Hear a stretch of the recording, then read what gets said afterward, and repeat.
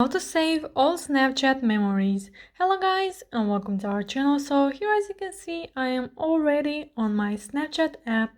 So if you are here onto your profile, you just have to go back and go right here to your camera. So from here you want to go to your memories. So click here. So here are our memories, and if you want to save all of these, you just have to click on this check mark from the right top corner and then click on select all, and you have to do this for every snaps from every month.